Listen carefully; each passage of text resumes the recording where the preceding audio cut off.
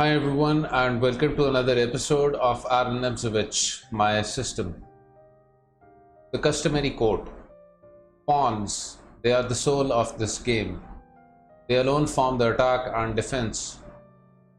From the 18th century French composer and chess player Francois-André Danican-Philidor, who is regarded as the best chess player of his age. A brief review of the last part, where we went through games number 28, 29 and 30 of the illustrative games section of the book as advised by Nimzowitsch at the end of chapter 1, the conception of position play and the problem of the center, part 2 of the book, position play.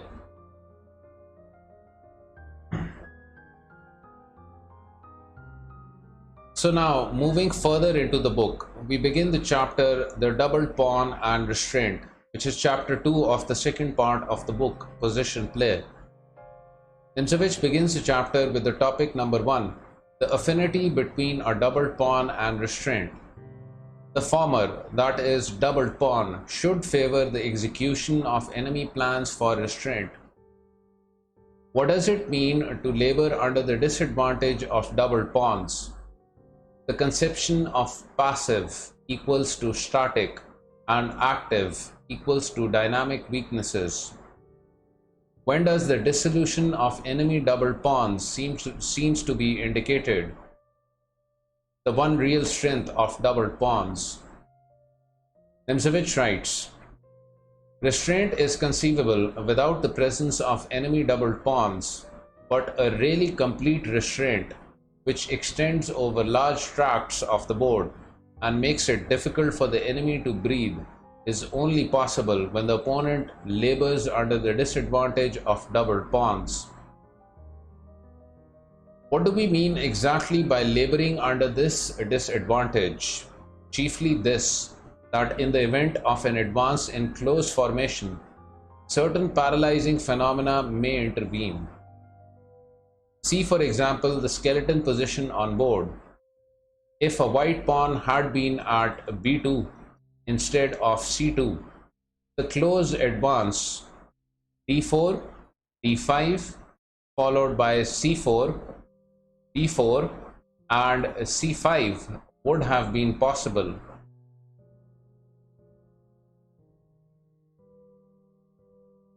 But in the position on board, the b pawn is wanting or missing, and hence any attempt at a transference of attack discussed previously in the chapter The Pawn Chain, first part of the book, will be in vain.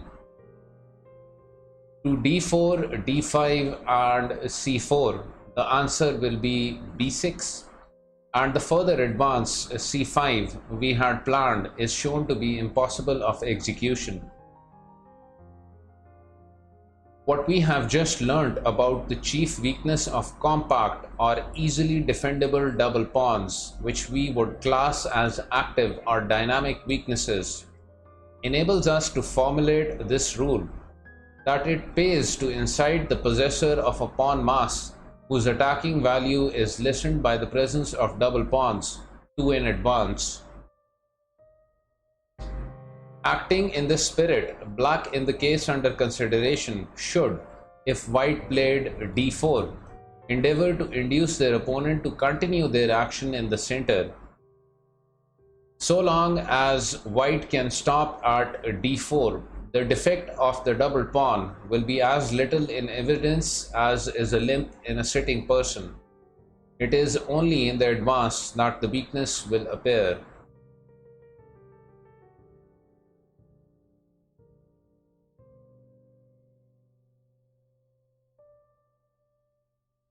We must differentiate an active and a passive or static weakness. The latter, or an active weakness, is in contradistinction to that in our last example, revealed when we sent forward our own pawns in a storming party against the doubled pawns. Consider the position on board.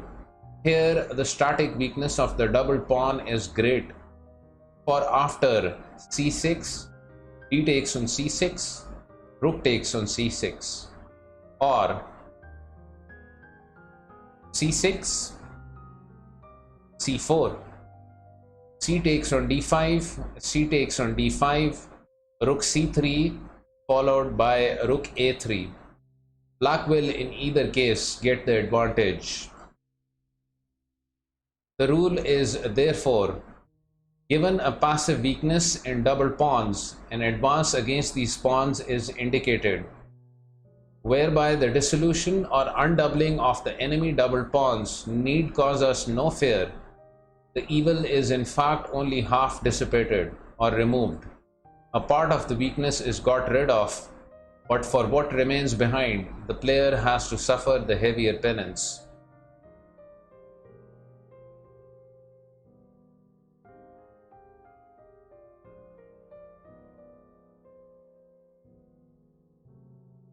Let us now turn to the position on board.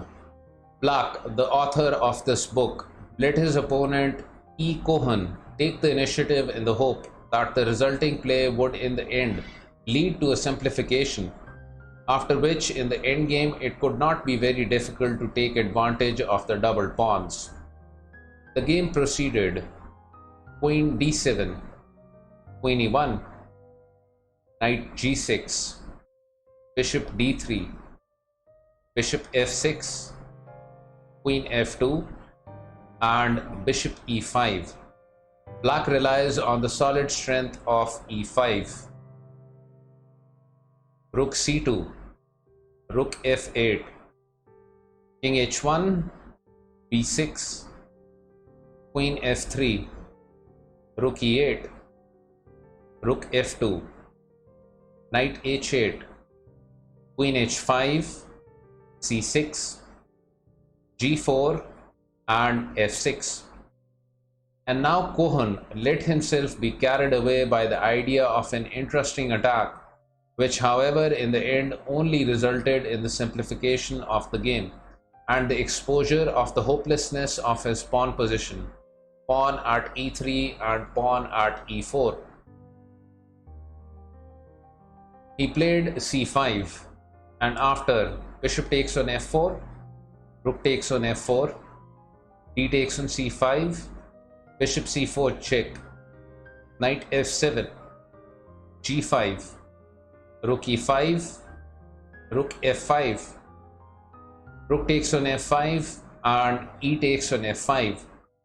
The win could be forced by king h8, for the answer to g6 would have been knight h6, and to bishop takes on f7 it would be queen takes on f7, g6, and queen d5 check, followed by h6.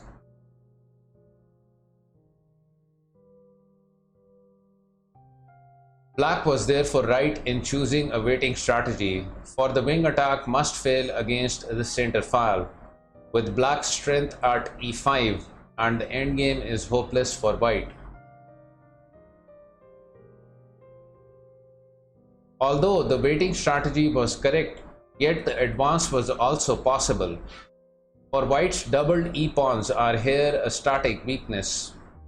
This advance could be executed somewhat as follows: knight d7 instead of queen d7,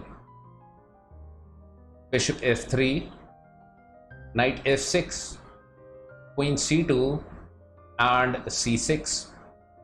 He sacrifices the d-pawn in order at once to get in its stead white's pawn at e4. After rook d1 and queen e7, we get our exchange, and then white's pawn at e3 can be bombarded in comfort.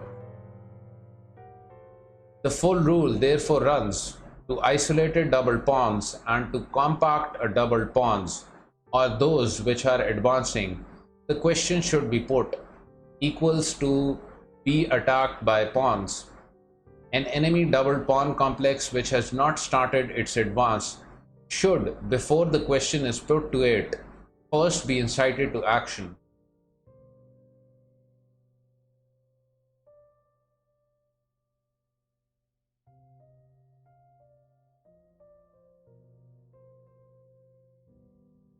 Moving further, Nimzowitsch discusses the next topic, number 1a, the one real strength of the double pawns. Nimzowitsch writes, as we have seen, a pawn mass which is afflicted with double pawns has in it a certain latent weakness which makes itself felt when time comes to make use of that mass by advancing it. We characterize this, as we have said, as a dynamic weakness. This mass, if at rest holding its configuration, may be very strong. Turn back to the position on board. After white has played d4, a position is reached out of which white can be driven only with the greatest trouble. We mean by this that black hardly possesses the positional means to be able to force their opponent to a decision to play d takes on e5 or d5. On the other hand, this would be much more possible if white's pawn were at b2 instead of c2. The double pawns, in fact, make holding out easier. Why this should be so, it is difficult to explain. Perhaps it is due to an equalizing act of justice, an attempt to compensate for dynamic weakness by static strength. It may be that the b file enters into the question. At any rate, experience has shown that a doubled c pawn does favor holding out. In this tenacity, we see the one real strength of the double pawns. Reference my game against Håkansson in the next section, and further those against Rosselli and Joner, games number 34 and 35 of the illustrative games section. Unfortunately, in all these games, the player with the double pawns failed to make the best use of them. However, in each case, the proper procedure has been pointed out. Nimzowitsch moves on here to the next topic, number 2, the most familiar double pawn complexes, for short double complexes, are passed in review. The double complex as an instrument of attack. Nimzowitsch writes, see again the position on board. The strongest formation for white is the one reached after they have played d4, and this formation should be preserved for as long as possible. However, after d5, white's weakness will make itself felt, so that it is a strategical necessity for black to force white to this move, and if possible, without the aid of c5. For after c5 and d5, the possibility of putting the question by c6 will have gone, as also the chance of occupying the point c5 with a knight. In the same position as on board, many players having black make the mistake of letting loose at once with d5, a course which runs counter to our rule, according to which an enemy double complex must first be incited into action. Then and only then may the active dynamic weakness of the double complex be exploited.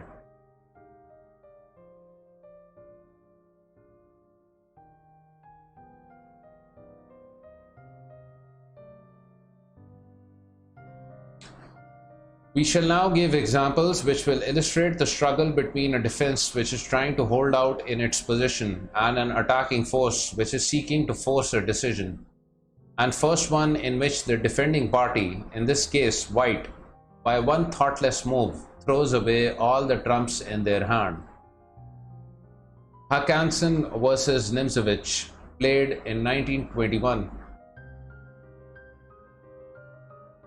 d4, knight f6, c4, e6, knight f3, b6, bishop g5, h6, bishop takes on f6, queen takes on f6, e4, bishop b7, knight c3, bishop b4, queen d3, bishop takes on c3 check, b takes on c3, d6, and now after e5, the double complex we have been discussing will have arisen. queen e3, knight d7, bishop d3, e5, castling, castling, a4, a5, and knight e1. White stood well, for it is improbable that black would have been able to force him to a decision, that is, to d5. But the rather ponderous text move creates difficulties in his own camp. His right course was knight d2 instead of knight e1 and f3. His queen, who is rather exposed at e3, would then have had a flight square at f2, and nothing would have stood in the way of further holding out in his formation. After knight e1 ? There followed rook e8, f3, queen e6, and now white ought to have eaten the bitter fruit, that is, played d5. But he moved instead knight c2, and after e takes on d4, c takes on d4, f5, d5, queen e5, queen d4, knight c5, rook d1, f takes on e4, f takes on e4, knight takes on d3, rook takes on d3, and queen takes on e4, lost a pawn and the game.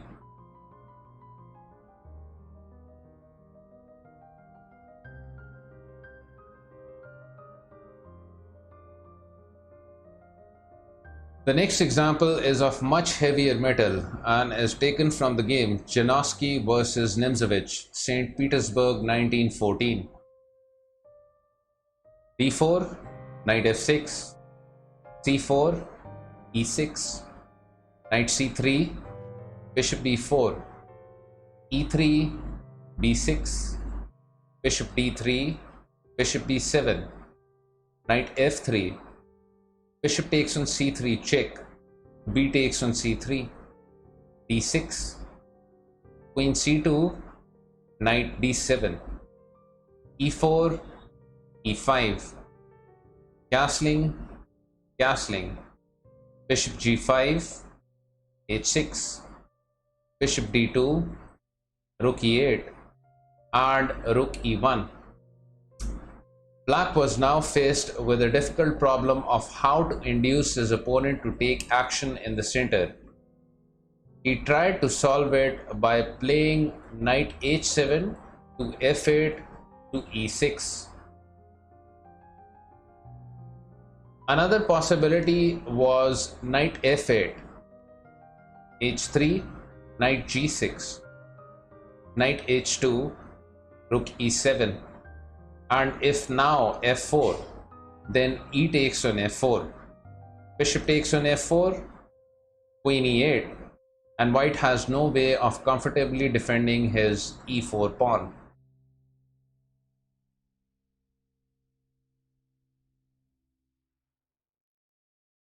In the game, however, there was played, as already said, knight h7, and the continuation was h3, knight f8, knight h2, knight e6, and bishop e3. He holds on c5 because he sees no other way of breaking his opponent's obstinacy or stubbornness. d5, knight f4, bishop e2, knight f8, and the weakness of white's pawn at c4 and the possession of the point f4 offer black chances of attack on both wings.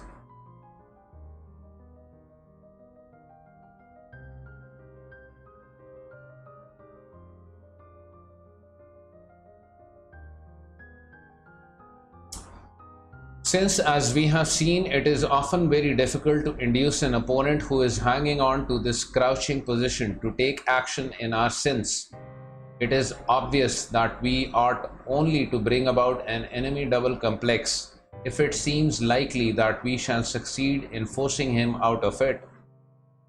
In this connection, the following opening will be found extremely instructive. Nimzowitsch versus Roselli, Baden-Baden, 1925. After the first 7 moves, knight f3, d5, d3, c5, e3, knight c6, bishop b2, bishop g4, question mark, h3, bishop takes on f3, queen takes on f3, e5, bishop d7, and queen d6. White had the opportunity of giving his opponent double pawns by bishop takes on c6 check, b takes on c6, and e4. But what would he have gained by this? How was black to be forced into playing d4?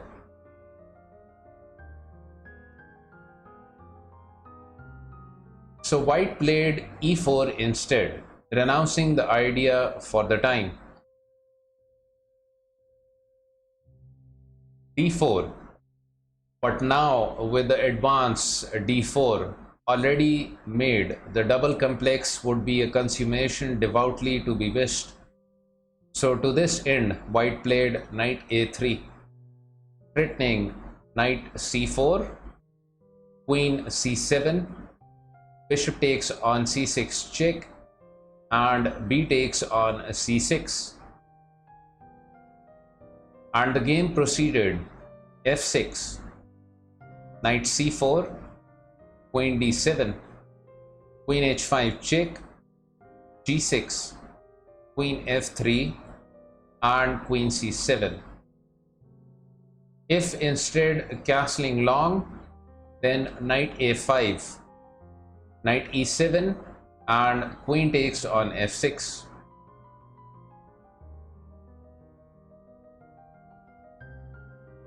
So queen c7 and queen g4, and the diagonal g4 to d7 very soon led to black's resigning himself to the double pawns in order to be rid of other unpleasantnesses. For the whole game, see game number 34 of the illustrative games section.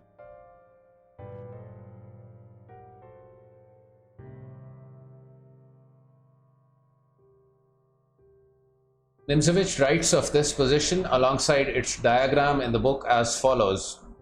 White with the move refrains from bringing about bishop takes on c6, b takes on c6, a double complex in the enemy position, since he recognizes the impossibility of inducing him to advance his d-pawn to d4.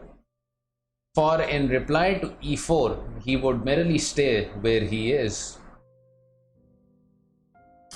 Alright, we conclude this part of Aron Nimzowitsch My System here, and we shall continue onwards from the next part.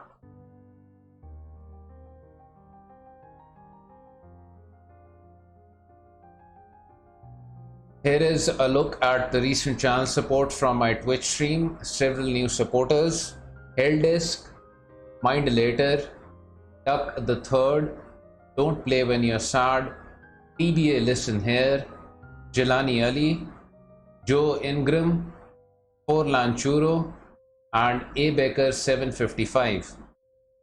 Forlan Churro is a fellow chess streamer. I will post a link to his stream in the video description. Do check him out.